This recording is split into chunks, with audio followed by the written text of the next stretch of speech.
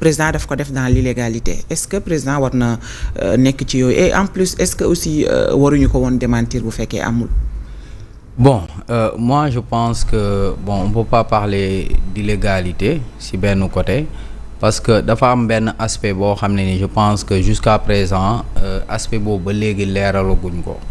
mooy est-ce que c'est une loi organique est-ce que c'est une loi ordinaire parce que ba passé on en avait parlé parce que code électoral bi non man jusqu'à présent on me dit que c'est une loi ordinaire. Loi électorale. Waaw non code électoral bi y a un mélange de loi organique et de loi ordinaire léegi xam nga loi constitutionnelle am na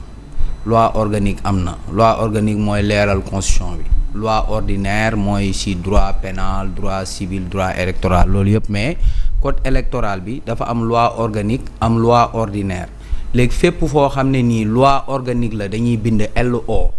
bu fekkee loi ordinaire la dañuy def L kese donc cette loi là c'est pas une loi organique c'est une loi ordinaire léegi bu fekkee ni loi ordinaire la le président de la République il n'est pas obligé de saisir le Conseil constitutionnel ça c'est clair léegi man li ma jàpp tey mooy bon ça nous a permis tey ñu xam lenn li par rapport au président de la République te loolu je pense que sénégalais yëpp def nañ constat boobu mooy Diomaye c'est pas quelqu'un aussi qui prend ses responsabilités pour man la grande lecture bu ma ci mën a def loolu la mooy tey Diomaye c'est pas un président de la République boo xam ne nii day jël responsabilité am parce que quoi qu'il en soit moom mooy le gardien de la Constitution quoi qu'il en soit respecter la loi léegi lu ñu bëgg a xam tey mooy parce que comme on l'a dit ici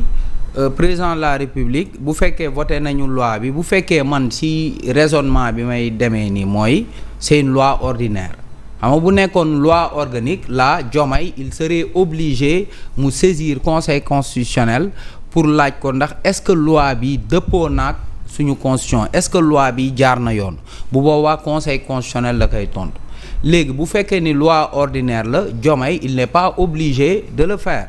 léegi nag est-ce que Diomaye moom finalement il a saisi le conseil constitutionnel wala saisirul conseil constitutionnel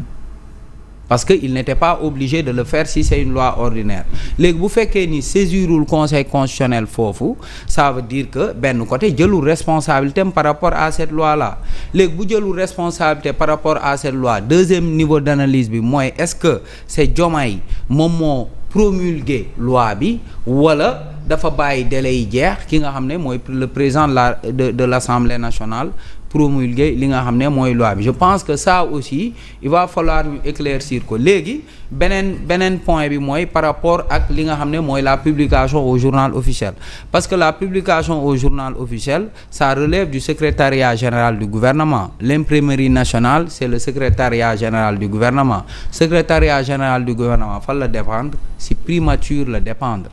le secrétariat kon maanaam loi yi ñuy publier ak yooyu bu ñu ba defar loi beeg yooyu après primature lañ koy envoyer donc peut-être que man je me dis que peut-être cette loi là elle a été promulguée ba léegi nag c'est pas encore visible sur le site mais je me dis qu'elle a été promulguée parce que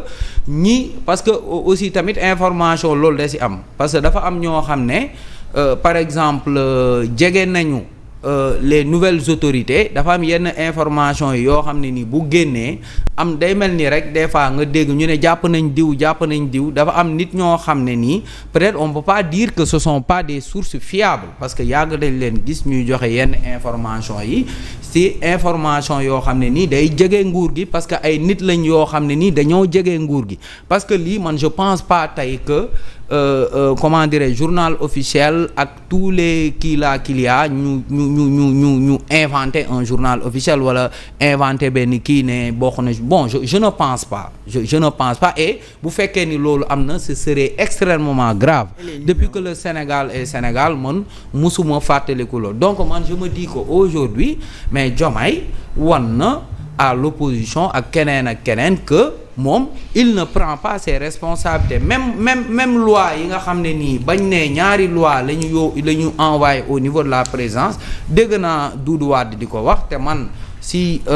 analyse boobu laa gisoon mooy tey jii même bu fekkee ñaari loi lañ ko envoyé, le président de la République aurait pu envoyer au Conseil constitutionnel pour lui demander son avis, pour lui dire que effectivement man dañ ma envoyé ñaari loi, parce que loolu tamit sax day remettre en question la régularité du vote. Parce que tey jii nii mënuñu nekk à l'Assemblée nationale voter benn loi ñu dem ba ci biir xam ni am na beneen loi boo xam ne nii yónnee nañ ko président de la République ban loi lañ voté, ban loi la ñu yóbbu président de la République. kon man dama jàpp ni le président de la République Bassirou Diomaye Faye il n'a pas pris ses responsabilités dans cette histoire là, d'autant plus que yaa ngi ko doon wax sànq Feuz, parce que tey moom moo taxaw ne am na ay avant-projet, am na ay waxtaan yoo xam ne nii amaloon nañ ko toog waxtaanee ko ba ne lii ak lii ak lii ak lii la ñu war a modifier, te loolu dafa doon quelque chose, un débat consensuel boo xam ne ça prend en compte la modification de la constitution, la modification du code électoral ak leneen loo xam ne nii dañ ko toog waxtaanee ko ba pare waxtaan yooyu ba léegi jeexul, parce que moom tënk na ay avant-projet di xaar amaat retouru ñi nga xam ne nii ñoom ñooy l'opposition, retour ñi nga xam ne ñoom ñooy société civile pour defar un projet de loi définitive. Donc dès l'instant que moom ñi nga xam ne nii ñoom la àndal bokk ak ñoom nguur gi dem nañ ba respecté wuñu cette démarche là, le président de la République il aurait dû prendre ses responsabilités. Mais man daal en tout état de cause jàpp naa ni bon la loi elle a été promulguée, loolu laa jàpp. Bu fekkee nag elle n'a pas été promulguée, ce serait extrêmement grave que ñu inventer benn numéro journal officiel bind ci président de la République Bassirou Diomaye Faye, bind ci le premier ministre Ousmane Sonko, parce que problème mu signature bi man maa ngi doon vérifier yeneen loi yoo xam ne publier nañ ko ci journal officiel comme le règlement intérieur de l'Assemblée nationale, mais il y a pas de cachet. On a écrit le premier ministre, on a écrit le président de la République. Donc je pense que Feuz, c'est le président de la République Bassirou Diomaye Faye qui nous a montré que c'est quelqu'un qui ne prend pas ses responsabilités. fenn rek la xaw a d'accordul ci man waaw Diakha ak Omar, c'est par rapport à la loi organique et la loi ordinaire. En matière électorale, Omar, automatiquement la loi est organique. Cette loi c'est une loi organique. loolu moom Feuz moom dinaa la ci wax lenn. loolu j'ai parlé dama ci non defal naa mbul ne féetee na bord de, parce que man comme ça li mu koy waxee moi je fais de la triangulation de. comme tout le monde waaw kon mais nag bon en tout cas man d'après ce qu'on me dit c'est pas une loi organique, c'est une loi ordinaire, c'est ce qu'on m'a dit. Et j'en ai parlé avec de grands spécialistes du droit, j'en ai parlé avec des magistrats. Léegi nag on me dit que le code électoral c'est un mélange de loi organique et de loi ordinaire. Fépp foo xam ne loi organique la dañuy def LO, fu ñu deful LO rek def L uniquement rek xamal ni loi ordinaire la. Mais bon on va voir. De toute façon duñu yemale fii suñu Serigne Saliou da nga jàpp ne la loi elle est organique ou ordinaire? Bon cette loi. Non du ma jàpp, parce que li nga xam ne loi moom la bindoo, ce sont les experts du droit qui vont en décider. li ma jàpp man mooy la loi n'a pas encore été promulguée, parce que fi ma daan xool di fa fekk